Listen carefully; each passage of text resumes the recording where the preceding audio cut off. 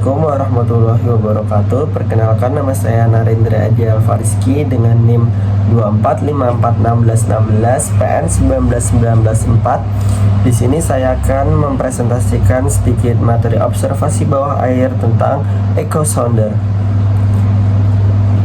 Langsung saja ke pendahuluan. Saya akan membahas mengenai echo sounder, salah satu instrumen akustik bawah air yang sangat penting dalam penelitian kelautan dan arkeologi maritim.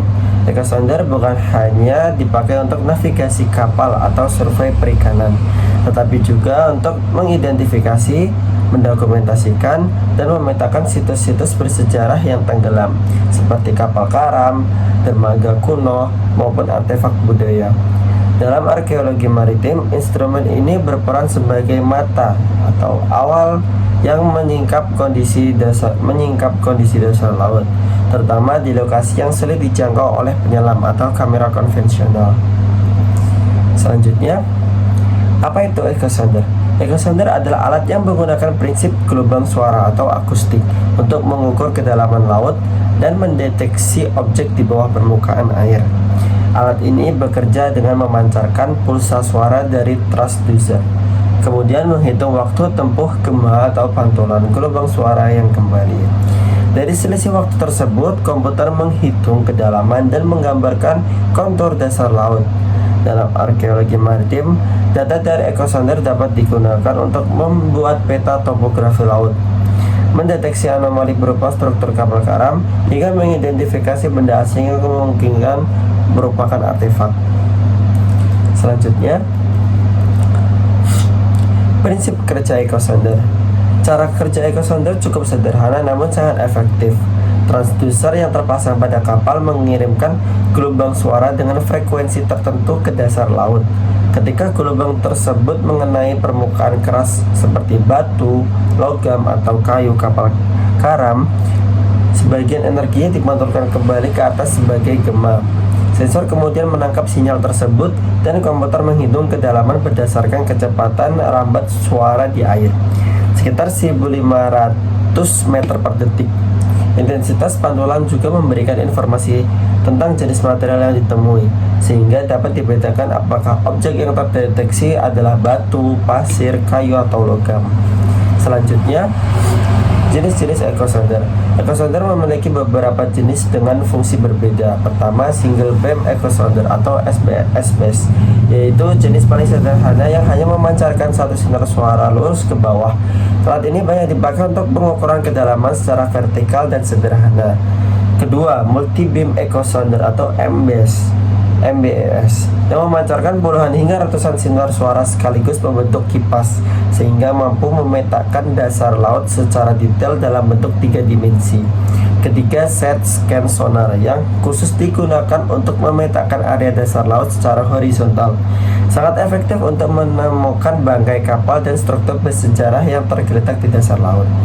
Selanjutnya, aplikasi dalam arkeologi maritim. Dalam arkeologi maritim, echo sounder memiliki banyak peran. Pertama, untuk pendeteksian awal lokasi situs arkeologi yang tenggelam. Peneliti dapat menggunakan data echo sounder untuk menemukan adanya tonjolan, anomali, atau benda asing di dasar laut yang tidak sesuai dengan kontur alami. Kedua, echo sounder membantu dalam pemetaan situs secara detail, sehingga tim dapat memahami konteks lingkungan sekitar artefak. Misalnya, apakah kapal karam berada di dekat terumbu karang atau terpendam dalam sedimen. Ketiga, echo sounder menghemat waktu dan biaya karena penyelam tidak perlu menjelajah area luas secara manual, melainkan langsung menuju titik yang sudah dipetakan. Selanjutnya, contoh penggunaan nyata. Contoh nyata pengguna echo sounder adalah dalam penelitian kapal karam Belanda VOC di perairan Indonesia.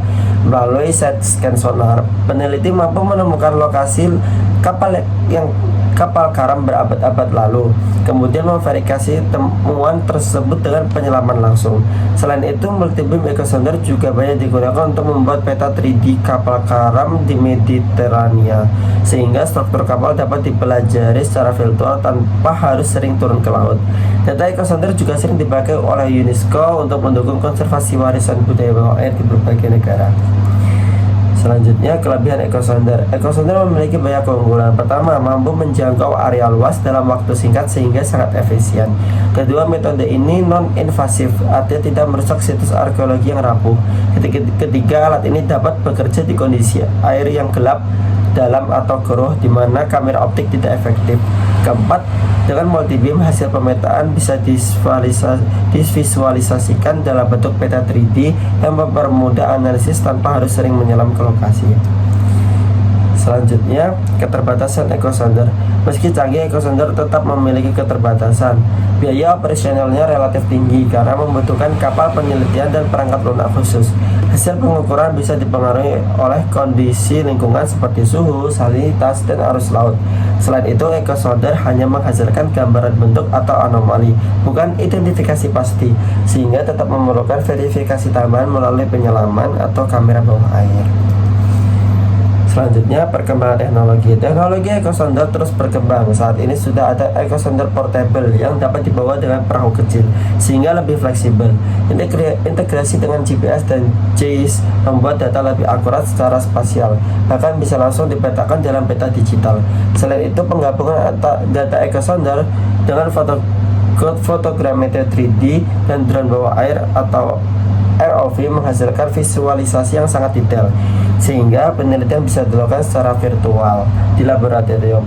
Tren masa depan mengarah ke penggunaan ekosonder berbasis kecerdasan buatan untuk analisis otomatis.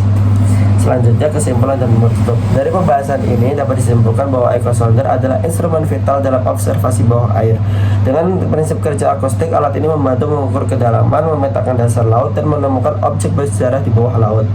Meski memiliki keterbatasan, keunggulannya yang non-invasif, efisien, dan bekerja di kondisi sulit membuat ekosonder menjadi tulang punggung penelitian arkeologi maritim modern. Sebagai penutup, ekosonder bukan hanya alat ukur, tapi juga jendela yang membantu kita memahami dan melestarikan jejak sejarah manusia yang selama berabad-abad terkubur di dasar laut. Sekian yang dapat saya sampaikan. Apabila ada kurangnya, saya mohon maaf. Billahi taufiq wal hidayah. Wassalamualaikum warahmatullahi wabarakatuh.